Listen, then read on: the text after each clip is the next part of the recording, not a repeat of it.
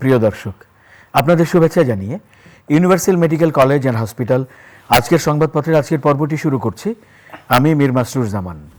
সংবাদপত্রের শিরোনামগুলোকে ঘিরে চলমান পরিস্থিতি নিয়ে আলোচনার নিয়মিত এই আয়োজনে আজ সম্মানিত অতিথি হয়ে আমাদের সঙ্গে রয়েছেন সিনিয়র সাংবাদিক এবং বিশ্লেষক এবং কলামিস্ট জনাব হাসান মামুন। আমরা স্বাগত জানাচ্ছি আপনাকে আমাদের মাঝে। ধন্যবাদ। তো আমরা সংবাদপত্রের শিরোনামগুলো দেখে আলোচনায় যাচ্ছি। বাংলাদেশ প্রতিদিন, ভোটে জোটের হিসাব। সালাউদ্দিন আহমদ, তারেক রহমান নভেম্বরের মধ্যেই দেশে ফিরবেন। সরকার আইএমএফ মুখোমুখি, 4 বিষয়ে তীব্র আপত্তি। নির্বাচনী পথে জটলায় ইসি, জামায়াত হেফাজতের দূরত্ব যে কারণে। আগুন আতঙ্ক সর্বত্র, গার্মেন্টস বিমানবন্দর ইপিজেডের আগুন নিয়ে নানা জল্পনা, শিক্ষা প্রতিষ্ঠানে সতর্কতামূলক নোটিশ। কালের কণ্ঠ, নির্বাচিত সরকারের অপেক্ষায় ব্যবসায়ীরা। রাজনীতিতে কমছে নারী নেতৃত্ব। আমার দেশ, বিএনপি জামায়াত সম্পর্কের অবনতি, জোট সঙ্গী থেকে এখন প্রধান প্রতিপক্ষ। মাগুরায় প্রেস সচিব, আওয়ামী লীগের নির্বাচন নিয়ে বিদেশি কোনো চাপ নেই। নাসির উদ্দিনের পদত্যাগের গুঞ্জন নাকচ এনসিপির। কালবেলা, নির্বাচনী ট্রেনে উঠতে যাচ্ছে এনসিপি, 100 আসনে প্রার্থী ঘোষণা নভেম্বরে। বাংলাদেশের কাছে চীনের সঙ্গে সম্পর্কের ঝুঁকি তুলে ধরবেন ক্রিস্টেনসেন। প্রধান উপদেষ্টার সৌদি সফর বাতিল। দেশ রূপান্তর, উপদেষ্টাদের পদত্যাগ দাবি, কে যাচ্ছেন কে থাকছেন। কক্সবাজার আন্তর্জাতিক বিমানবন্দরের ঘোষণা স্থগিত।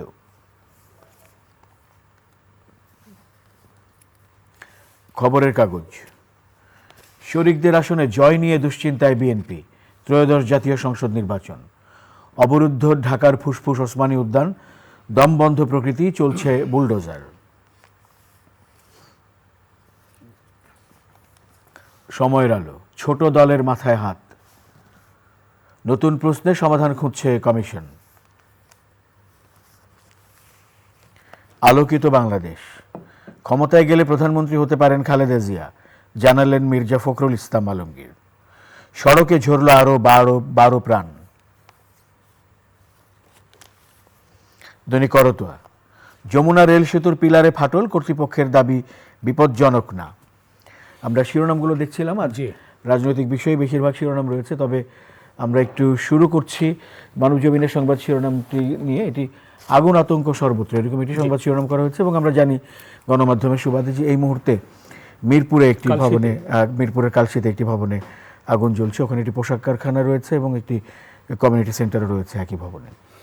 জি, বিস্তারিত এখন আমরা জানি না, মানে অনলাইনে নিশ্চয়ই রাতের মধ্যে বিস্তারিত জানা যাবে।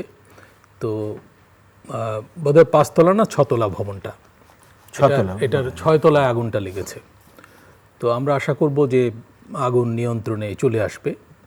এখন তো আজকে তো শুক্রবার রাত এবং রাস্তাঘাট একটু ফাঁকা, মানে রাতের দিকে, গভীর রাতের দিকে যানজটের কারণে অনেক সময় আগুন নেভাতে বেগ পেতে হয়, মানুষের জমায়েত ঘটে যায়, তো উদ্ধার অভিযান ব্যাহত হয় ইত্যাদি।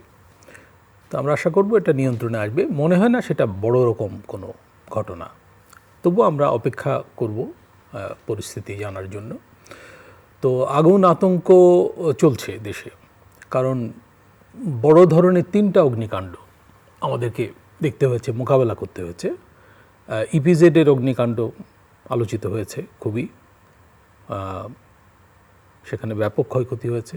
তারপরে আরও বড় অগ্নিকাণ্ড, এবং এটা বলবো যে দেশের ভাবমূর্তির জন্য ক্ষতিকর হয়েছে ঢাকা বিমানবন্দরে, মানে শাহজালাল বিমানবন্দরে, বিশেষ করে আমদানিকৃত পণ্য সামগ্রীর গুদামে। তো এর সঙ্গে রপ্তানি জড়িত। যাই হোক, এখানে বিস্তারিত আলোচনার সুযোগ নাই।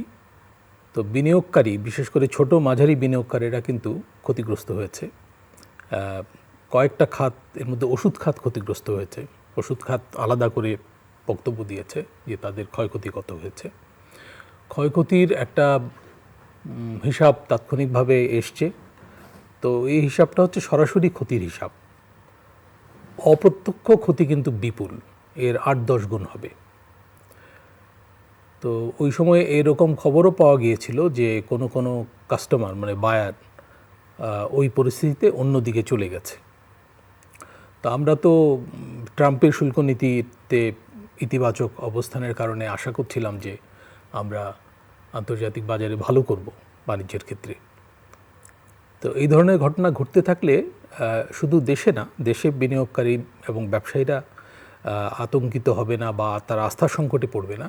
যারা তাদের সঙ্গে কানেক্টেড, যেসব বায়ার এবং যেসব প্রতিষ্ঠান, ইভেন ব্যাংক, দেশি বিদেশি ব্যাংক, তারাও কিন্তু, বিমা প্রতিষ্ঠান, তারাও কিন্তু দুশ্চিন্তায় পড়বে। এইসব ক্ষয়ক্ষতির বিপরীতে বিমা দাবি করাও কঠিন, কারণ তদন্তে যদি প্রমাণ হয় যে এটা দুর্ঘটনা ছিল না, নাশকতা ছিল, নাশকতার কথাটা কিন্তু উঠেছিল এবং সরকারের তরফ থেকে বলা হয়েছিল যে নাশকতা যদি হয়ে থাকে তাহলে সরকার কঠোর হবে। তো নাশকতা না হলেও কিন্তু কঠোর হওয়া দরকার, কারণ দুর্ঘটনা ঘটতে পারে, কিন্তু দুর্ঘটনাটা এই রূপ নেবে কেন, এবং কেন বিমানবন্দরের মতো জায়গায়, সেখানে কার্গো ভিলেজ বলে, তাই না, সেখানে দ্রুত আগুন নিয়ন্ত্রণের ব্যবস্থা থাকবে না।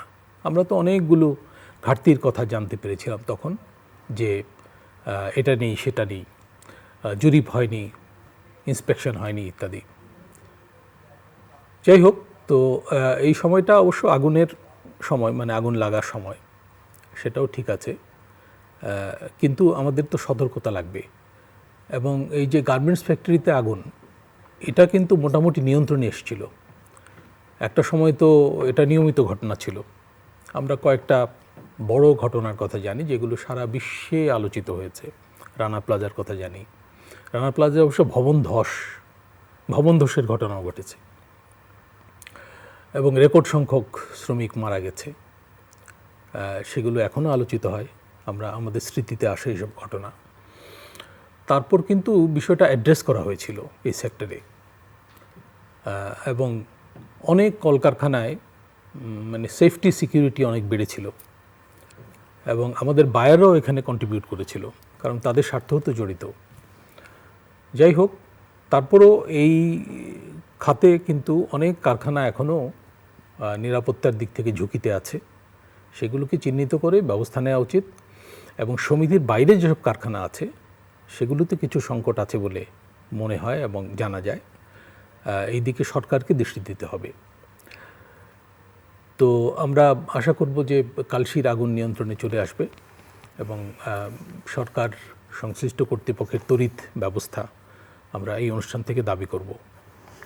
অর্থনীতি বিষয়ে একটি শিরোনাম বেশ কিছুদিন ধরেই সম্প্রতি থাকছে, সরকার IMF মুখোমুখি, এরকমভাবে শিরোনামটি আজ এসেছে। 4 বিষয়ে তীব্র আপত্তি। আমি রিপোর্টটা পড়িনি, তবে এই বিষয়ে তো খবরাখবর কয়েকদিন ধরেই আসছে। সরকারের তরফ থেকেই কিন্তু বক্তব্য দেওয়া হয়েছিল। গভর্নর সাহেব বলেছিলেন যে IMF পরবর্তী কিস্তি নির্বাচিত সরকারের আমলে দিতে চাচ্ছে, ছাড় করতে চাচ্ছে। মানে ঋণ কর্মসূচি কিন্তু সংকটে পড়েছে, এটা বলা যাবে না সরাসরি। তারা চাচ্ছে যে সরকার, মানে অন্তর্বর্তী সরকার চলে যাওয়ার পরে যে নতুন সরকার আসবে, সেই সরকারকে কিছু মানে অঙ্গীকারবদ্ধ করতে, কিছু শর্তে আবদ্ধ করতে, যাতে যে সংস্কার কর্মসূচি নেওয়া হয়েছিল, এই ঋণের আওতায় কিন্তু কিছু সংস্কারের ছিল, অঙ্গীকার ছিল। তাদের দিক থেকে শর্ত ছিল, আমাদের দিক থেকে অঙ্গীকার ছিল। যেমন রাজস্ব আহরণে অগ্রগতি হবে, যেখানে আপত্তি আছে, বড় আপত্তি, রাজস্ব আহরণে অগ্রগতি তেমন নেই। আমরা জানি যে কর GDP অনুপাত আমাদের এই সরকারের আমলে কিন্তু কমে এসছে, আরও আগেও খারাপ ছিল, আরও কমে এসছে। এটার কারণ তো আমরা জানি যে অর্থনীতি এক ধরনের স্থবিরতা আক্রান্ত। আজকে বোধহয় কোন পত্রিকায় খবর আছে যে ব্যবসায়ীরা অপেক্ষা করছে, নির্বাচিত সরকারের অপেক্ষায় ব্যবসায়ীরা, শিরোনামটি এখানে কালের কণ্ঠে খবর আছে। কালের কণ্ঠ, যুগান্তর, এই ধরনের পত্রপত্রিকায় কিন্তু এই খবরগুলো বেশি আছে, কারণ বড় বিনিয়োগকারীদের পত্রিকা এগুলো। তবে এর বাইরেও সব কাগজেই এবং মিডিয়াতে এই খবর আছে যে ব্যবসায়ীরা, বড় ছোট নির্বিশেষে সব ব্যবসায়ীরা নির্বাচিত সরকারের গণতন্ত্রী উত্তরণের অপেক্ষায় আছে। তো গণতন্ত্রে উত্তরণ হলে একটা স্থিতিশীলতা আসবে, এটা তো প্রত্যাশা সবারই, এমনকি বিদেশি বিনিয়োগকারীদেরও প্রত্যাশা। আর তারা কিন্তু অনেক বেশি দিক দেখে থাকে দেশি বিনিয়োগকারীদের চেয়ে, তাদের আরও বেশি কনসার্ন থাকে। তো এবং দেশি বিনিয়োগ না বাড়লে বিদেশি বিনিয়োগ আসে না, এটাও একটা বাস্তবতা। এখন ব্যাপার হচ্ছে যে অর্থনীতিতে স্থবিরতা বিরাজ করলে, ব্যবসা বাণিজ্য শ্লথ হলে রাজস্ব আহরণ কমে যাবে, এবং রাজস্ব আহরণ কমে গেলে সরকারের ব্যয় নির্বাহ করা কঠিন হবে। মাঝে তো এইসব খবর আমরা দেখছিলাম যে সরকারের পক্ষে সরকারি খাতের ব্যয় নির্বাহ করা কঠিন হচ্ছে। পরে আবার অর্থ উপদেষ্টা বললেন যে উনি কথাটা এইভাবে বলেননি বা এটা এতটা ঠিক না। আবার দেখা যাচ্ছে সরকারকে কোনো কোনো খাতে খরচ বাড়াতে, যেমন সরকারি কর্মচারীদের বিশেষ ভাতা, এগুলো দিতে কিন্তু সরকার এক ধরনের ব্যগ্র। সরকারের একটা বড় খরচ আছে সামনে নির্বাচন অনুষ্ঠানে। যদি আলাদা করে গণভোট করতে হয় তাহলে কিন্তু খরচ আরও বাড়বে। প্রাথমিক শিক্ষক সহ অন্যান্য এই যে স্কুল কলেজের এমপিওভুক্ত শিক্ষকদের ভাতা বৃদ্ধির একটা আন্দোলন আমরা দেখলাম। বোধহয় বাড়ি ভাড়া বৃদ্ধির একটা অগ্রগতি হয়েছে এই ক্ষেত্রে, সেখানেও কিছু ব্যয় বাড়বে। এগুলো প্রয়োজনীয় ব্যয় নিঃসন্দেহে, কিন্তু অপ্রয়োজনীয় ব্যয় সরকারের আছে, সেগুলো নিয়ন্ত্রণের প্রশ্ন রয়েছে। যেমন সরকার চেষ্টা করছে যে উন্নয়ন ব্যয়টা কম করে অন্যান্য ব্যয় যেগুলো করতেই হয়, যেমন বেতন ভাতা জোগাতে হয়, সেইগুলোতে যাতে ঘাটতি না হয়।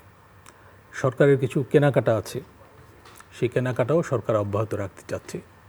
এর মধ্যে কিন্তু আবার আমরা মানে ডিফেন্স পারচেজের খবরাখবর পাই, যেমন চায়না থেকে বোধহয় 20টা যুদ্ধবিমান কেনার খবর এসেছিল। এই খবরটা নিশ্চিত কিনা এখনও জানা যাচ্ছে না।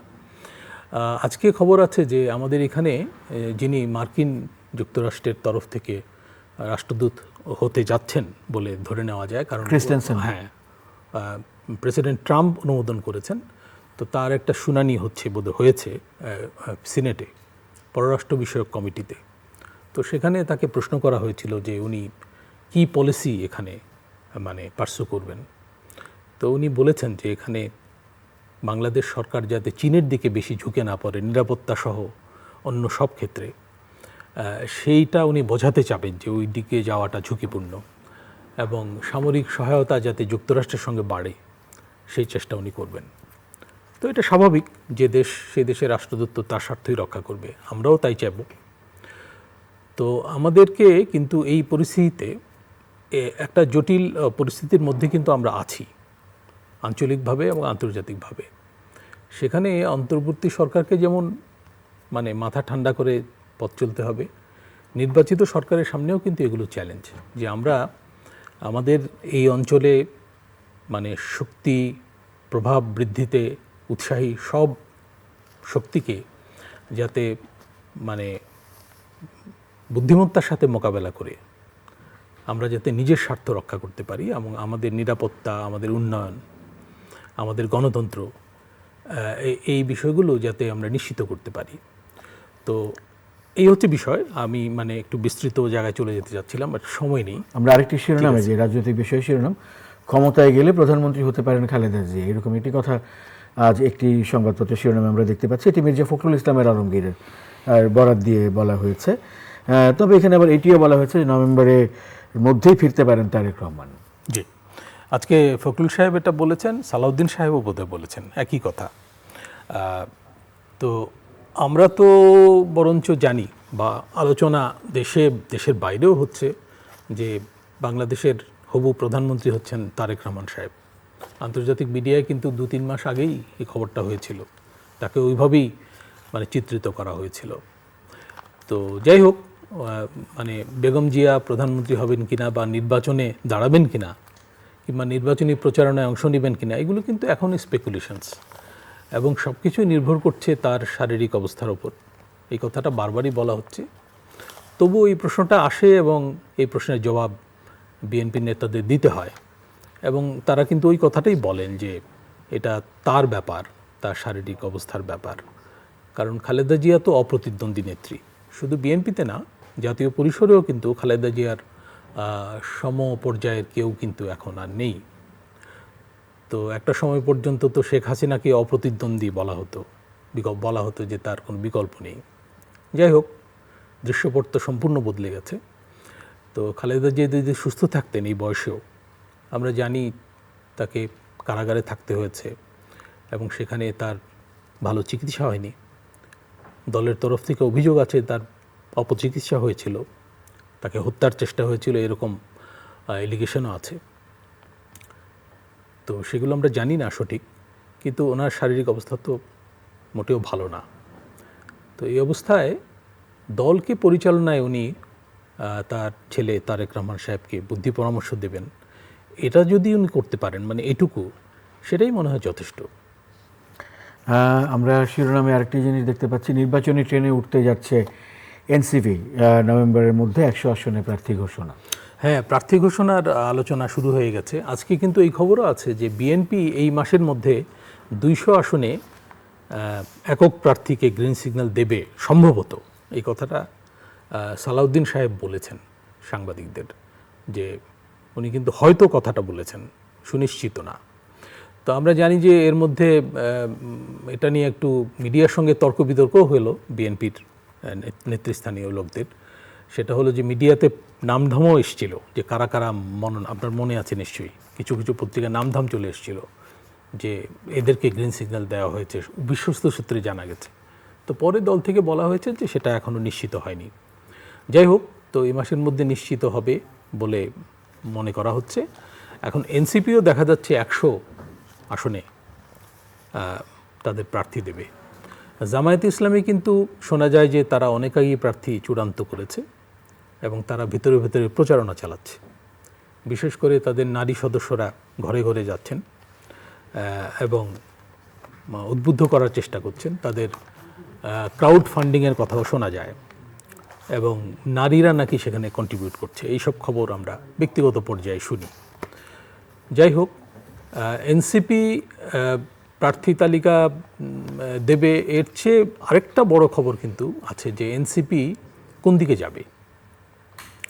এনসিপি শুরুর দিকে এবং দীর্ঘ সময় বছরখানেক পর্যন্ত দেখা গেল যে জামায়াতের সঙ্গে ঘনিষ্ঠতা তার বিভিন্নভাবে, কর্মসূচি পালনের ক্ষেত্রে, দাবি দাওয়ার জানানোর ক্ষেত্রে, ইভেন সংস্কার কমিশনের আলাপেও,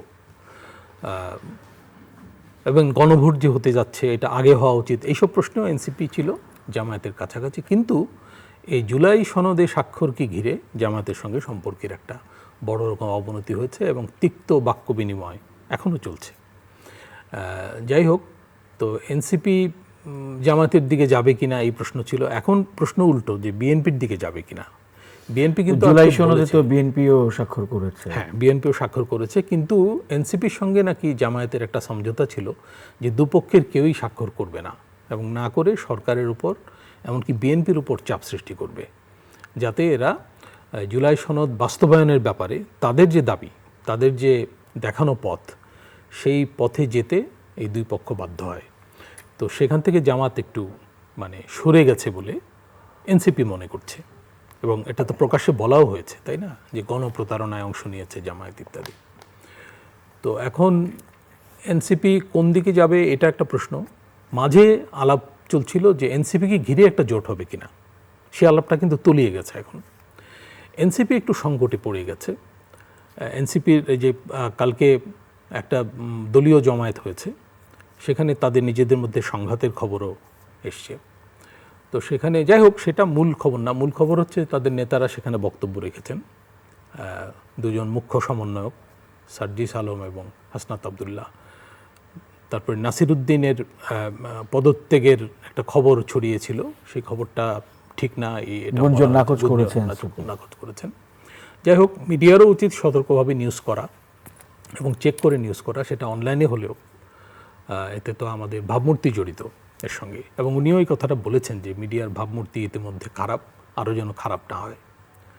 তো এই ঘটনাটা একটু আমাদের সবারই একটা ওয়েক আপ কলের মতো, যে আমরা যাতে এই ধরনের খবর দেওয়ার ক্ষেত্রে 2-3 বার চেক করি, তাই না। তো এনসিপি নির্বাচনে অংশ নেবে এটা তো মনে করাই হচ্ছে। তবে আবার এটাও ঠিক যে তার সঙ্গে কিন্তু ইসির ইলেকশন কমিশনের একটা বিরোধ এখনও চলছে প্রতীক নিয়ে। এবং এই যে মানে আরপিওতে একটা সংশোধনী এসছে না, যে জোটে গেলেও দলীয় প্রতীকে অংশ নিতে হবে। সেটাকে ঘিরে আরেকটি শিরোনাম আমরা দেখেছি, ছোট দলের মাথায় হাত, এরকম একটি ছোট দলের মাথায় হাত, এটা যেমন ঠিক, আবার এটাও ঠিক যে এনসিপি যদি ছোট দলও হয়, নতুন দল ছোট দল, এনসিপি কিন্তু আবার এই ব্যাপারে সরকারের পক্ষে, মানে সরকারের অবস্থানের পক্ষে। এনসিপি চাচ্ছে নিজের প্রতীকে পার্টিসিপেট করতে, সেটা জোটে গেলেও না গেলেও। জামাত ইসলামও তাই চাচ্ছে।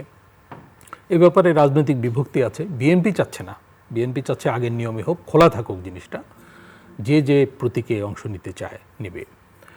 তো মানে আরপিও সংশোধনীতে বেশ কিছু ইতিবাচক ব্যাপারও আছে, যেমন সেনাবাহিনীকে আইনশৃঙ্খলা বাহিনী হিসেবে স্বীকৃতি দেওয়া হচ্ছে। তারপর মানে ভোট, প্রবাসীরা ভোট দেবে কিভাবে, যারা নির্বাচনী দায়িত্বে থাকবে তারা কীভাবে ভোট দেবে, পোস্টাল ব্যালটে, এইসব প্রসঙ্গ আছে। আর নির্বাচন কমিশনকে ক্ষমতা বেশি বাড়িয়ে দেওয়া হচ্ছে, তারা পুরো নির্বাচন বাদ করে দিতে পারবে। যদিও এটা নিয়ে সংকট তৈরি হতে পারে, এটা সতর্কতার সঙ্গে এই ক্ষমতা ব্যবহার করতে হবে। তো আমরা তো নির্বাচনী ট্রেনে উঠে যাচ্ছি বলে মনে হয়, কারণ তারেক রহমান সাহেবও দেশে ফিরবেন। আজকে বলা হয়েছে যে নভেম্বরের মধ্যে উনি ফিরবেন। উনি নিজেও একটা সংবাদ মাধ্যমের সঙ্গে বলেছিলেন যে শিগগিরই ফিরব। দুইটা কথা চালু আছে, একটা হচ্ছে যে তফসিল ঘোষণার পরে, একটা হচ্ছে তফসিলের আগে। যাই হোক, এখন মনে হচ্ছে যে তফসিলের আগেই ফিরবেন। তার নিরাপত্তার জন্য গাড়ি, বিশেষ গাড়ি, লাইসেন্স ইত্যাদি এসব খবরও আছে। তো উনি ফিরলে নির্বাচনী প্রচারণাটা আরও বেগবান হবে, কোনো সন্দেহ নেই। আর জুলাই সনদ বাস্তবায়ন নিয়ে একটা জটিলতা চলছে। সরকারের তো এই মাসের মধ্যে এই ব্যাপারে মানে সিদ্ধান্তে আসার কথা। তো আমরা আশা করব যে জুলাই সনদ বাস্তবায়নের সঙ্গে নির্বাচনটা যেন সম্পর্কিত না হয়, মানে এটা নিয়ে জটিলতা ঘিরে যাতে নির্বাচন বিলম্বিত না হয়। ফখরুল সাহেব কিন্তু মাঝে এমন অভিযোগ এখনও করে যাচ্ছেন যে একটি মহল নির্বাচন পেছাতে চায়, কিন্তু ডক্টর ইউনূস নির্বাচন মানে নির্ধারিত সময়ে করতে চান।